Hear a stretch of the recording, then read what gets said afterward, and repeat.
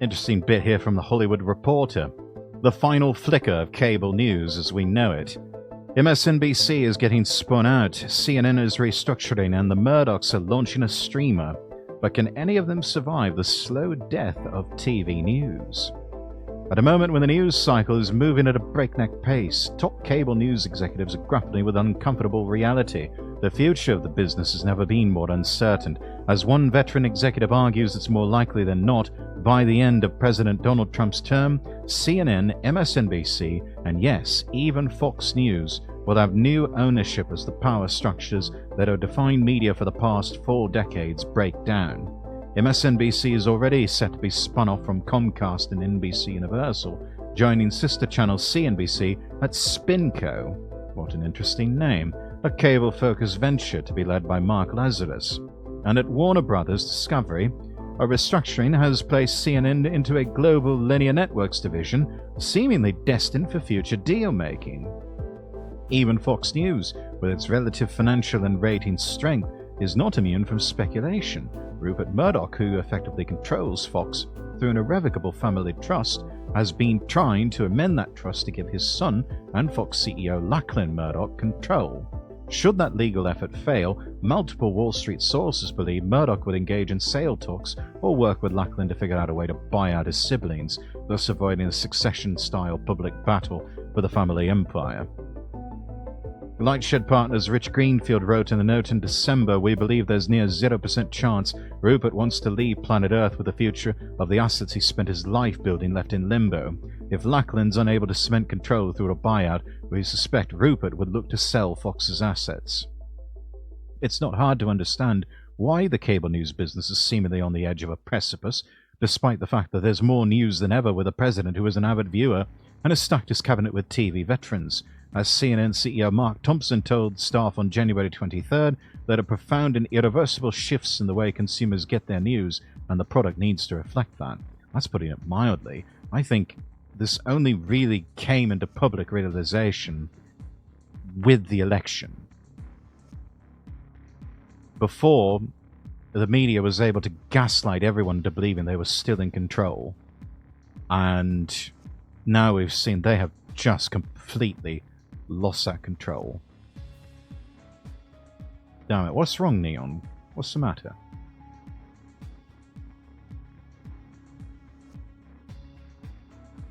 The shifts are even more stark when looking at the troubled economics of cable TV. By now everyone knows the challenges that cord cutting has wrought, with younger consumers largely opting not to pay for television and instead spending their dollars on streaming platforms. My dad won't shut up about something we were talking about earlier. Oh. Well, that's pedants for you.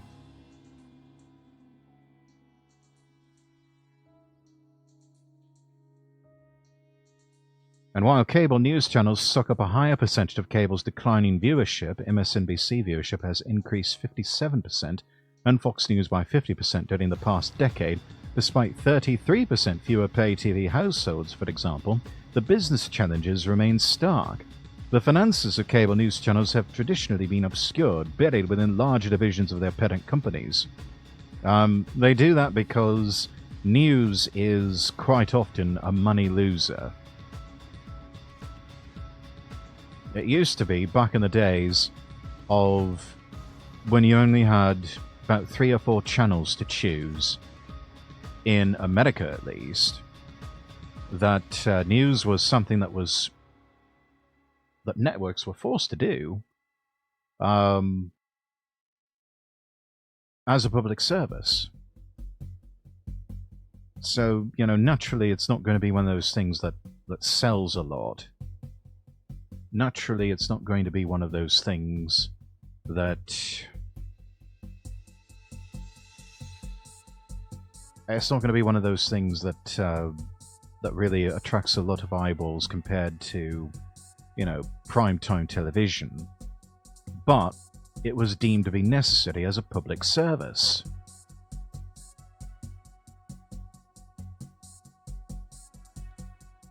So they did it anyway. Now organizations in other countries like the BBC, they didn't have to worry about that. They had to obviously set programming that people would watch, of course. But people paid for the BBC with licensing fees. And so it was one of those things that the entire network was viewed as a public service, in effect. Hi, Lord Rexy Wexy. Hello, Boop the Awesomest. Welcome in. What was the name of the 4th television channel in the UK?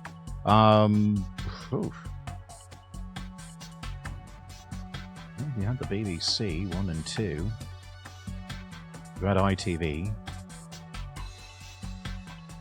I think it's whatever Channel 4 ended up being.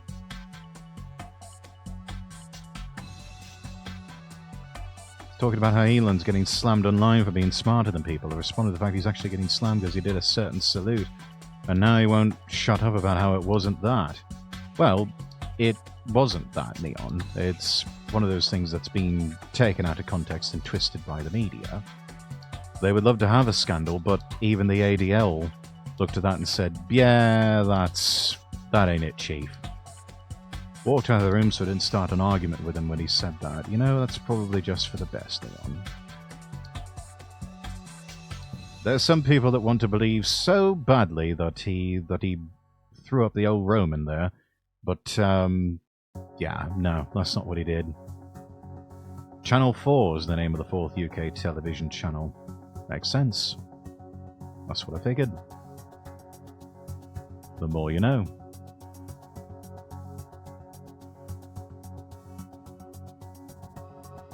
Anyways, let's keep going. A recent defamation lawsuit against CNN, however, brought those finances, or at least a partial version of them, into the open. According to the data disclosed at trial, revenue at CNN fell from $2.2 billion in 2021 to $1.8 billion in 2023. And while profits remain robust, those two are slipping fast. Gosh, can't imagine why. CNN earned net income of $600 million in 2021, $400 million in 2023. So they lost $200 million over the course of 2 years. A CNN spokesperson says the numbers represent the plaintiff's interpretation of a subset of data as presented in litigation, and they do not represent financial data for the whole of CNN's business. Oh, really? The finances will be different at MSNBC and at Fox News, especially at Fox, which has far higher subscriber fees and substantially more viewers, but the overall trend lines are still driven by the fortunes of pay TV. And that pain is being felt everywhere. CNN's decision to cut some 200 jobs in January is just the latest example. All of this is reflected in the new normal for tenant deals. Ah, good, we're getting to this. According to multiple sources, some like Rachel Maddow are now signing new contracts for less money, or in other cases, new deals without a pay increase, such as CNN's Wolf Blitzer and MSNBC's Jonathan Lemire. Yeah, that's... In my time in radio, that was... we had it even earlier than what was going on in television, where people were taking cuts, furloughs, or they were just either getting laid off or their contracts were being bought out and they were basically getting paid not to work for a little while. I had to take a small pay cut for a little while, actually for a couple of years, before it was finally restored. But, even then I just sort of took it as a sign that, yeah, need to go back to school, need to finish university, and just need to get out of this business because there's no future here. I saw what was coming on the horizon with streaming, and to a certain degree with podcasting. That was going to be... We've known for years now that it's the new thing, and now it's here. People are listening to podcasts for in-depth interviews on subject matter, and for authentic conversations with real people who talk like real people. And they're not watching linear television networks to get their news. Most of the time they're watching non-linear on-demand programming, though there is still a place for linear programming. Elon Musk is a strange man. I don't know. He's a billionaire, and well, he's too similar to Mark Zuckerberg. That guy, the guy everyone thinks is a lizard alien. Yes, he's quite the shifty one. That Zuckerberg. He's now apparently started working out and growing his hair out and getting a tan. And I think when he had Dana White over to his house, he made sure to have all the American flags on prominent display. I heard him talking with Tucker Carlson about that on Tucker's podcast, and I'm just like, this guy's one of the richest men in the world. You know he can hire interior decorators to convey a certain image, right? I mean, this is the same one that I think hired interior decorators to put up certain books on bookshelves that he probably had never even read, just to make himself look smarter than the average bear. Basically, the company's poor, so they can't pay the workers. Yeah. No one's watching CNN. No one's watching MSNBC. They're barely watching Fox News. And we're seen with outfits like Right Side Broadcasting Network, One America News Network, that they, and even over in Britain with GB News, that you can have a 24/7 news network that can do... You can do a lot with less resources. You know, GB News, I watch them from time to time, and they basically have just the one studio with a few different camera angles. They change up some of their digital displays for the different shows that they have, but it's basically one studio where you've got the news desk, you may have a video wall, and then you've got the sit-down sofa and chairs, breakfast show type interview set up off to the side. And that's it. The rest of it is all newsroom, and even that looks fairly small in comparison. I've been in my share of large newsrooms. That looks a bit cozy. But it keeps the cost down, because you don't need these massive operations anymore to get what you need to do a proper news broadcast. Bay Nightshade, hello. What's the craziness happening now? Oh, we're just watching the slow death of broadcast news. Most people get their news from YouTube now. Yeah, YouTube, from X, and occasionally from actual news sites, like a few that I get my news from. There's Revolver News, the Citizen Free Press. Let's see, if I need some business news, I may turn to some place like Zero Hedge. But yeah, most of the time I'm checking Twitter, or maybe checking a few of these new news feeds. But that's about it. And maybe seeing if there's anything available to watch on YouTube about it. And plus, YouTube is good too, because you have live feeds from international news networks now that run on YouTube 24/7. I believe you can. I know you can get GB News. You've got, I think, Fox Local or Fox Now for breaking news. You've got, gosh, what else? News Nation, I believe, has a 24/7 feed. It does appear that NHK World over in Japan is at least stepping in the direction of putting up their live feed on YouTube. I think the only thing that's holding them back right now is copyright concerns. Have you heard of ground news? I've been seeing it everywhere. Actually, I have ground news on my phone. That's another source of news and information that I have. It's a very handy app, and if you are an absolute news junkie, that you want to have something that's fully customizable, then yeah, it might be worth paying the monthly fee for it. But that's up to you and to your finances as far as that goes. But even the free version is still quite handy, because it gives you... I like how it summarizes things. It gives you some bullet points that you can sort of get your news quick and figure out, what's the main points of all of this without having to scroll through a whole bunch of writing. Only reason why I watch the news station is during tornado season. Yes, okay, now that is a very good point. I think that is probably the one thing that would keep me from completely getting rid of a television in my house, or even throwing away a radio that could pick up local stations, is that I know the channels in my area that I can turn to get the latest information on severe weather. I mean, yeah, the weather apps are all well and good. I will give you that. That said, it does help to have a backup source, because power outages happen. You can lose the internet.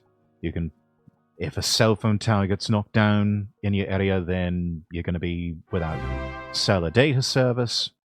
Then, yeah, it helps to have backup analog sources. Programmer Lizzie, thank you for the 2 months tier 1. 2 months already. Time flies under the Orange Man. Indeed it does. No one ever has beef with the Weather Channel. Audrey Norfolk, welcome in. Good to see you. Good to see you. Yeah, it's I don't know. Even they started to get a bit political with the whole global warming nonsense after a while. But I think they've cooler heads have prevailed, especially after NBC Universal sold them off, and I think at one point they were disowned by IBM or something like that. But yeah, now that they're back to being a more independent outlet, they've it seems like the programming has been a lot less biased, and it's just like, yeah, let's just focus on the weather, and let's, in prime time we can do severe weather documentaries. It's sort of like the murder porn and investigation Discovery.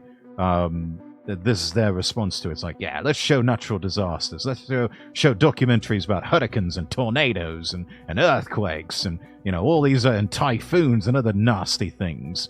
And, yeah, people eat it up, and it's informative, and that's actually fairly decent programming, I must say. We used to not watch it at all, but then we started getting messages from family and friends in different states, so we rushed to find a good news thing and saw there was a tornado coming this way. That year we had 60k worth of damage. My gosh. That's some expensive damage there. So yeah, we watch now for weather. No, perfectly fair. And that is something that I tell you, no matter where you are in the world, have yourself, at the very least, if not a television, because depending on where you are in the world, they may have licensing fees. I know in Japan you have to have a special access card for your television to even work. But at least have like a portable radio or something, like one of those little emergency wind-up radios that you can supply power right then and there. You don't have to worry about constantly swapping out the batteries, and that will give you access somewhere to some sort of up-to-date information on the weather in your area. It's always good to have that. I think there's still no weather radios that can be found for cheap, for like $20 on Amazon or something like that. Don't quote me on that, though. You best look it up for yourself, do your own homework on that bit. Try to watch independent weather people on YouTube from my area instead of watching the mainstream weather channels. That's a fair point, Lizzie. There's that is, I think, a growing content niche is the storm chasers, and live streaming, especially on platforms like YouTube and Twitch, they're the perfect avenues to do that sort of thing. Some of these people are rank amateurs. Some of these people are, licensed and accredited meteorologists and people who study that sort of thing for a living. But yes, fascinating programming, and yeah, it's just another option out there. It's a choice. It's another choice, and more choices, I think, are always a good thing when it comes to programming. For so long, so many people in so many parts of the world have been limited to very few choices. And I think that was intentional for a long time because people did not want the competition. But now we have nothing but competition to where anyone with a phone and a data connection can turn on an app and start live streaming. And in effect, you're not just a content creator, you're not just an entertainer, but you're a citizen journalist. And we need more of those. I was in the middle of Hurricane Helene. The mainstream weather channels here really downplayed how bad it was actually going to be. My God. That is, that's unacceptable. That in another time and place, the FCC would have come down hard on something like that.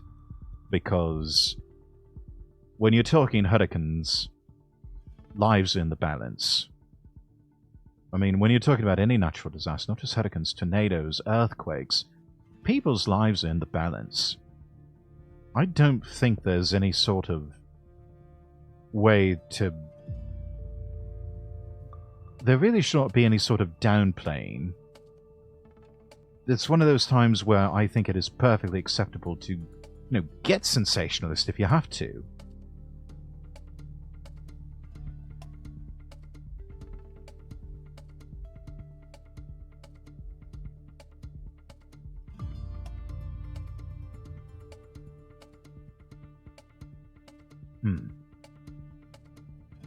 Still others opted to abandon their respective channels after being presented with new deals that offered sharply slashed salaries, with Fox's Neil Cavuto and CNN's Chris Wallace among the high-profile examples.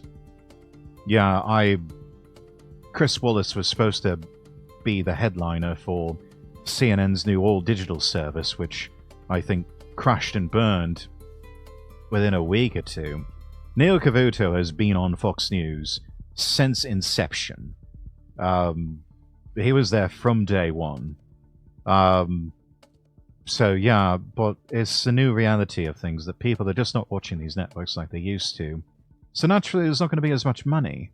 And, when you're at a network for as long as someone like Cavuto has been, then it's going to be hard to keep topping that. But not only that, Cavuto, I think, has had some health problems. I know he's got multiple sclerosis. He's been battling that for years. So it's, that sort of thing's only going to get more expensive to treat as time goes on. So yeah, he's got to do what's best for him, career-wise, for his family, and also for his finances. Because at the end of the day, these people have lives that they have to pay for as well.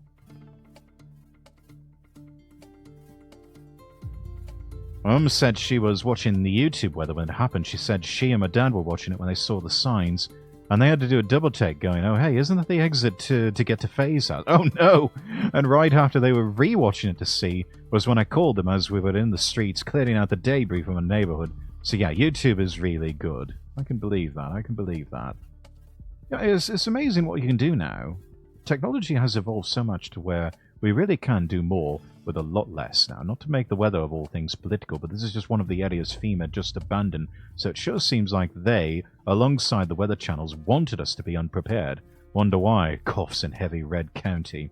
Yeah, that wouldn't surprise me. It's disgusting that FEMA would do something like that.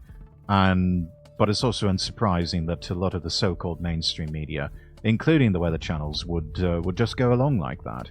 But then again, so many of these are not really journalistic outlets, but more propaganda outlets than anything else, as we've seen with the numbers coming out of who got what from USAID. Ben Bogardus, an associate professor and chair of the journalism department at Quinnipiac University, said, I think that what the networks are looking at is the way we had been doing things was wonderful for us, but it's gone and it's never coming back. Younger generations, especially get the news and information online, they enjoy the podcast model, that's what we were saying before, where they hear the unfiltered views of people in a long-form interview, or they like the short clips of real people on social media. Yeah, there's very little in between. They either want the long-form interview or they want the short clip. And media, I think, is stuck in this sort of purgatory spot of we can only go so long and then we've got to go to a commercial break.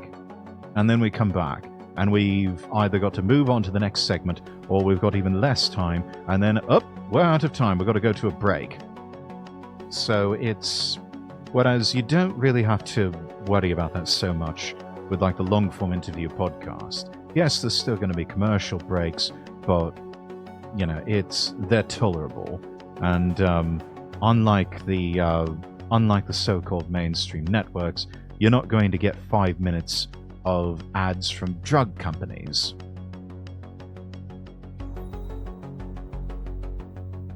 That my parents on the East Coast sort of happened when I'm in the Midwest, 3,000 miles away. It's incredible how we've all just been brought together. You know, it's incredible the amount of choice that you would have had to pay a fortune for all of these different news networks and sources of information in, 20, 30 years ago. And now I can pull up tabs of news networks and news sources from all over the world. I can pull up everything, and a lot of it in the English language. There's just all of these useful international sources that just you literally have the world at your fingertips. It's incredible. It's incredible when you think about it. The local weather channel here is ABC News, who I'm pretty sure was found to have been paid by the Biden administration. Would not surprise me in the least. Would not surprise me in the least, along with ABC, CBS, and everyone else. I mean, the media had commercial breaks during the presidential election. I get there's dead times, but they couldn't even keep a live vote tracker up for some commercials. Yeah, and it didn't really used to be that way. I mean, for a long time, that was... Presidential debates would be like an hour, and it would be commercial-free, because networks would expect it to just do this sort of public service. But if you've been in the business long enough like I have, you also know that they do strategically use commercial breaks to sort of break up the momentum of one candidate or the other. Much like sport teams would use a timeout. If one team is sort of running away with things, running away with the game, the other team will call the timeout, sort of break up the momentum. God, a British man would have had to pay a huge fee just to watch the British 15 years ago. I would, just to get something like the BBC World Service. And nowadays I can access both Sky News and GB News just by switching over to their YouTube feeds. I can also see France 24 and NHK World. I can even watch live programming from Moscow with Russia Today. There's just additional news available from Channel News Asia in Singapore. There's so many choices now, and a lot of those same choices have a lot of on-demand programming that, some of it's actually rather interesting. A lot of it is kind of meh, but still interesting.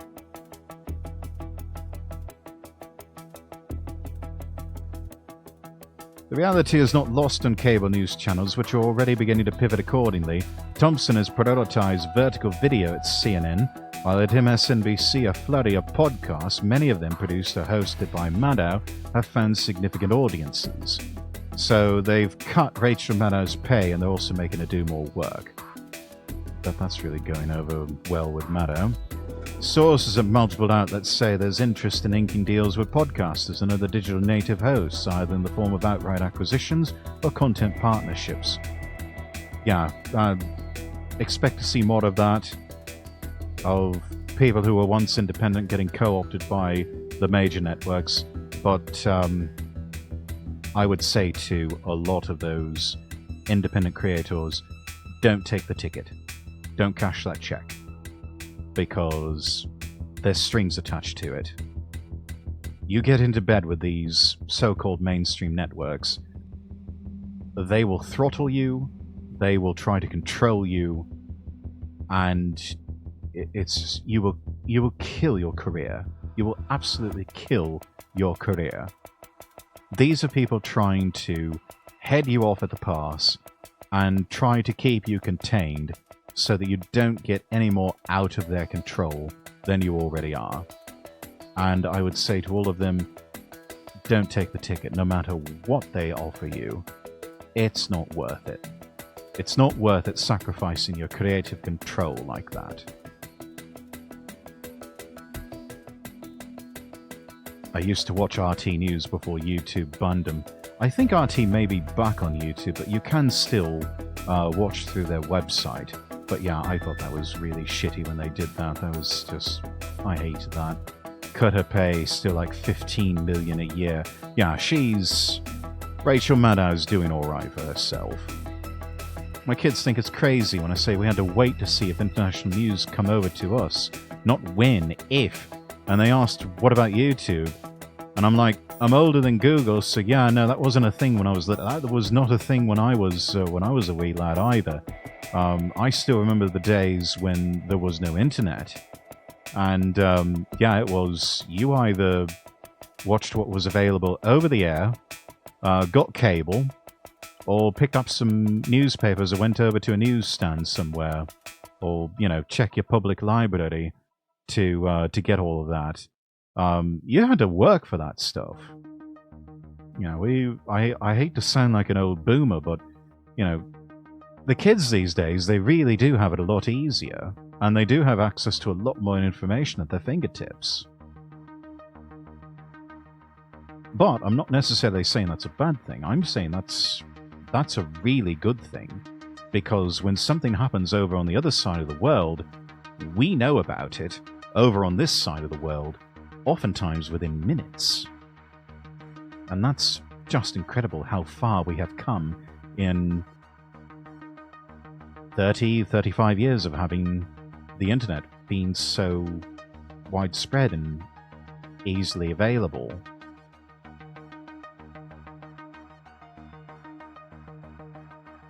The podcast revolution is already finding its way to the legacy TV product in aesthetic form, not function. After Cavuto left Fox, the channel gave his time slot to Will Kane, who also hosts the podcast for the company. His afternoon show features a signature podcast style per Fox, with a microphone on the desk in front of him, and a format familiar to anyone who watches talk shows on platforms like YouTube or Spotify.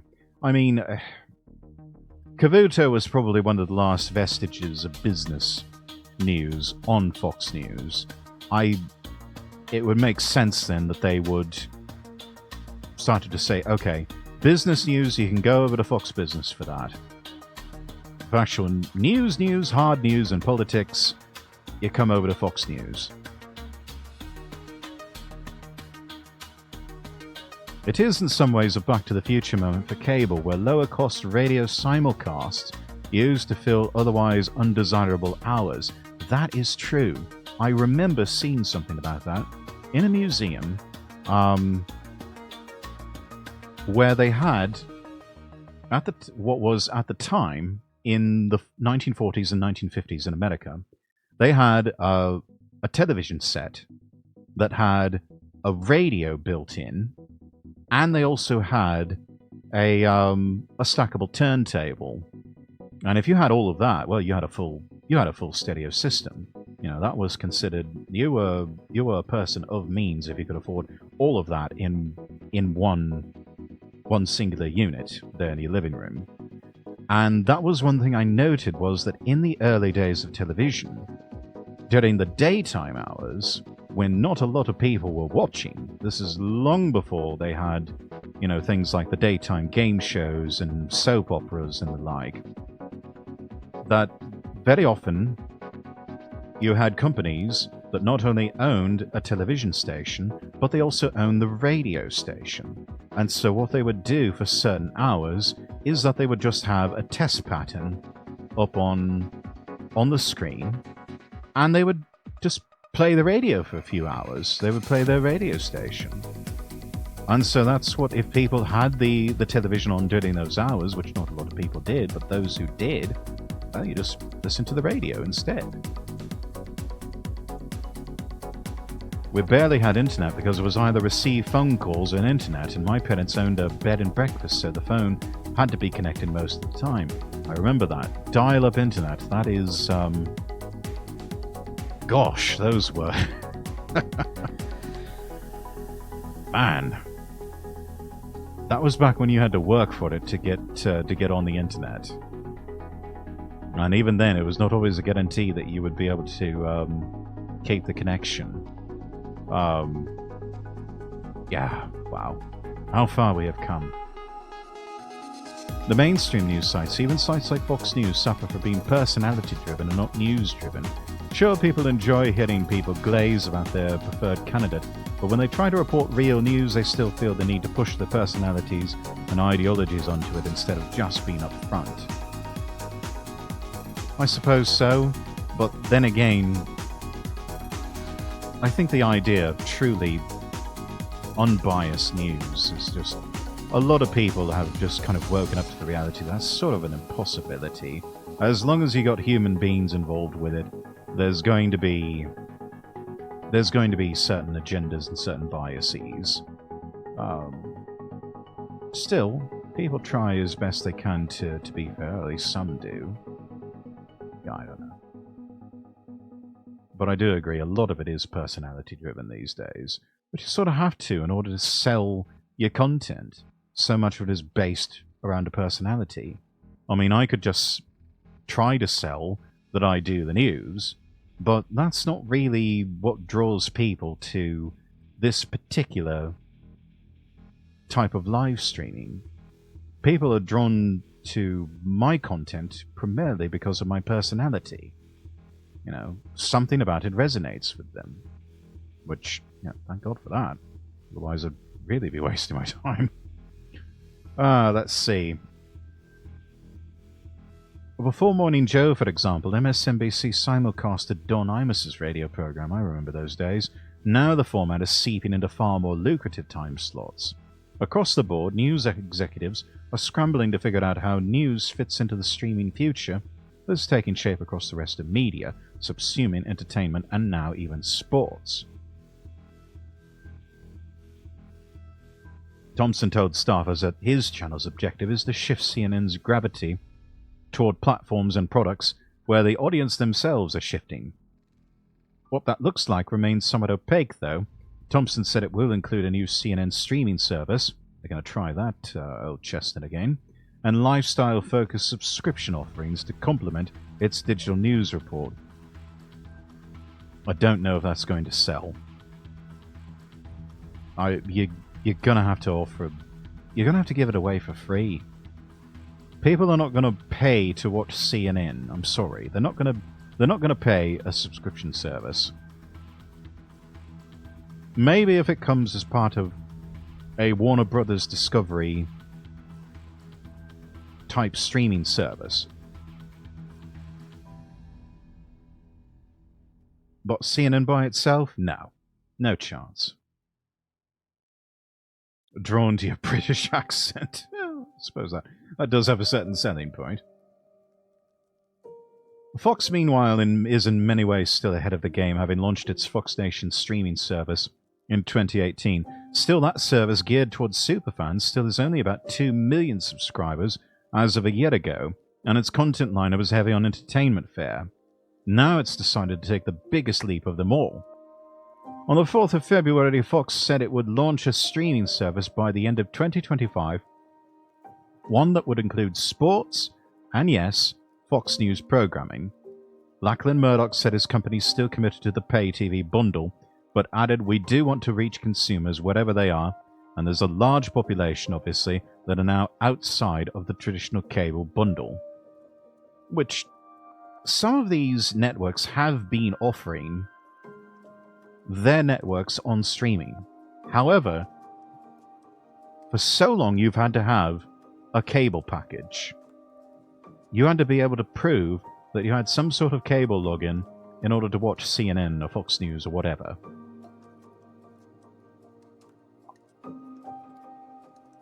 And it's ridiculous. Just let people pay a la carte for that sort of thing. Executives at the company have long maintained they could flip a switch and start streaming Fox News' full lineup. Oh yes. No, it has existed for years now. Probably close to 10 years now. But the company will now need to grapple with the same questions facing ESPN, which will make its full programming lineup available via streaming later this year. How do you take one of the most lucrative wholesale products of all time and price it for retail consumers without destroying the business? When every pay TV consumer is paying for every channel, a company like ESPN or Fox News can make billions annually. But if you have a product that appeals only to fans of the brand, pricing and retention strategy becomes a much bigger problem to solve. And at MSNBC, the spin-off could end up being a saving grace. Until now, MSNBC's streaming strategy has centered on Peacock, NBC Universal streaming service. But freed from that corporate structure, MSNBC can figure out its own path forward in streaming, whether that be a licensing deal or a direct consumer offering like its sister channel CNBC has developed for its smaller, more niche audience. Now, something like that works with CNBC because you've got a lot of business people that are flipping back and forth constantly between CNBC and Bloomberg. The clock, however, is ticking. Regardless says, I think they're saying, yeah, we're making money now, but in 10 years we're not going to be making more money than we are now. So how can we get ahead of the game? How can we make sure that in the next 10 years we aren't losing 100% of our audience as more and more American life does move to social platforms and online and user-generated content? Well, here's an idea. Offer your programs, stream your programs on those social platforms. No, I mean, really. I think some people would not mind the idea of CNBC or Fox News, or even to a certain extent ESPN, having their streams going out live on X. Which, I mean, I can show you some examples of networks that are taking advantage of this. Like, here's my Twitter page. And some of these that I follow, I mean, yeah, you got the Alex Jones network. Then you've got nearly 34,000 people watching on a Thursday night. But then you've also got networks like One America News. The Gulf of Mexico as of Friday.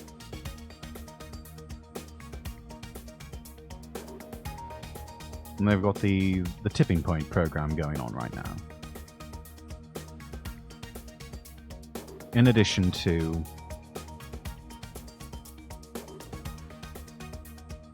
people who are hosting spaces, and of course you can also I've also got Vtubers. So I've got Alex Jones and One America News, and I've got Pipkin Pipper listed here. And then a few other people that are also streaming, like Felix Rex, Black Pigeon Speaks.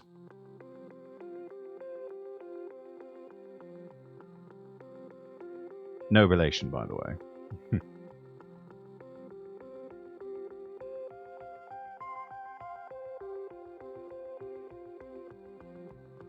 Despite the anxiety permeating newsroom, there remain pockets of optimism. Fox News has, since the election, garnered some 70% of the cable news audience, drawing numbers more comparable to broadcast television networks. It's an astonishing feat in an era of cord-cutting. Fox burnt off the cable news competition. Those numbers give it a runway to figure out a digital path forward that MSNBC and CNN may not have. And Fox's strong balance sheet also lends itself to being a buyer of digital programs or platforms. With Murdoch telling Wall Street analysts last November, Fox will engage in thoughtful M&A.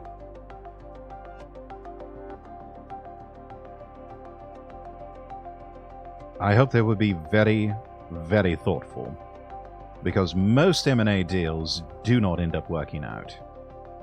Most mergers and acquisitions end up failing over the long run. But it is undeniable, yes. Fox does have the ability they can buy themselves a lot more time. MSNBC and CNN, their ratings are in the toilet. They are running out of time. Fox could flip a switch and have their feed on X with commercials and everything probably tomorrow, and I think it would just launch them into the stratosphere in terms of eyeballs, in terms of just making the numbers on their balance sheet look even better. MSNBC and CNN they've got programming problems. A lot of people just don't want to listen to what they have to say. They don't have a message that sells to their American audiences. Thank you so much for watching. If you enjoyed this video, don't forget to give it a thumbs up and share it with your friends. Subscribe to the channel and click the bell icon so you never miss an update. If you have any thoughts, questions, or ideas for future videos, drop them in the comments below. I'd love to hear from you. You can also follow me on Twitter @LordRexworth for more updates and behind-the-scenes content. And if you want to support the channel, check out my Coffee or Throne pages. Links are in the description. Finally, be sure to visit LordRexworth.com and follow me across all platforms. That's LordRexworth.com. Until next time, I wish you all the best, and God bless.